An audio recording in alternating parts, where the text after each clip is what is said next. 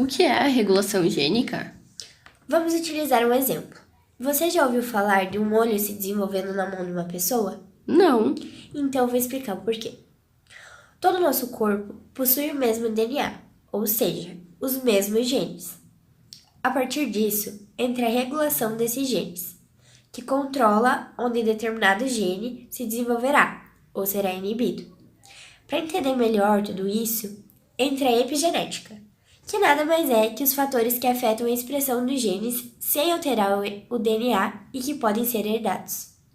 Tá, então você está me dizendo que os nossos filhos não recebem apenas o nosso material genético, e sim algo a mais? Exatamente! Os hábitos de vida alteram a expressão de genes. Por isso é tão importante que as gestantes tenham hábitos saudáveis, pois suas ações influenciam na regulação dos genes do feto.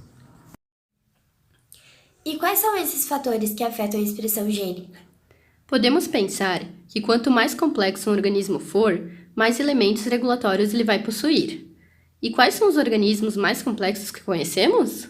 Eucariontes? Isso mesmo! A regulação nos eucariontes pode acontecer tanto na fase de transcrição quanto na de tradução, e de várias formas.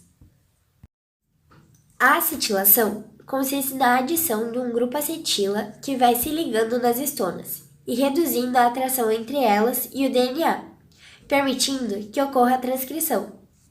Tá, mas e se eu quiser inibir a transcrição? Muito bem.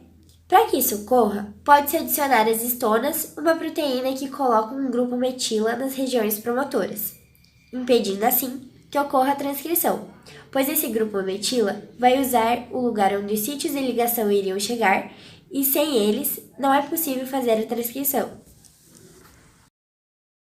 Ainda falando sobre a transcrição, temos os silenciadores. E o que são esses silenciadores? Uma sequência de nucleotídeos que se liga a uma proteína silenciadora e impede que ocorra a transcrição. Mas, por outro lado, também temos os reforçadores, que se ligam às proteínas ativadoras e têm a capacidade de reforçar a transcrição. Não podemos deixar de falar sobre os insuladores, que são barreiras que impedem um gene influenciar o outro. Afinal, já pensou se eles tivessem que disputar quem fica inibido e quem fica ativo? Também podemos encontrar regulação no processo pós-transcricional, como o splicing alternativo, que retira alguns exons e, a partir do mesmo RNA mensageiro, combinam diferentes exons para formar as proteínas que aquela parte do nosso corpo vai precisar.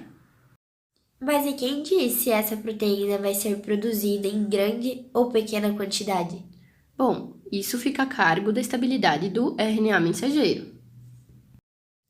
Depois que a transcrição termina, também é importante que as proteínas formem sua estrutura tridimensional, respectiva para a função que irá desempenhar e juntamente para o lugar certo. Se isso não acontecer, o gene pode ser inibido, pois na estrutura incorreta da proteína ela não desempenha sua função, sendo outra forma de inibir o gene. E você já ouviu falar em silenciamento gênico? Acho que não. Ele é feito a partir de RNA de interferência, que são produzidos no núcleo, na etapa de transcrição, e se ligam no RNA mensageiro, impedindo que haja tradução. Posteriormente, não irá formar proteína, e esse gene será inibido. Mas e os procariontes? No caso, bactérias, não precisam regular a expressão de seus genes? Sim, precisam. Contudo, quando falamos de procariontes, estamos falando de um processo muito mais simples.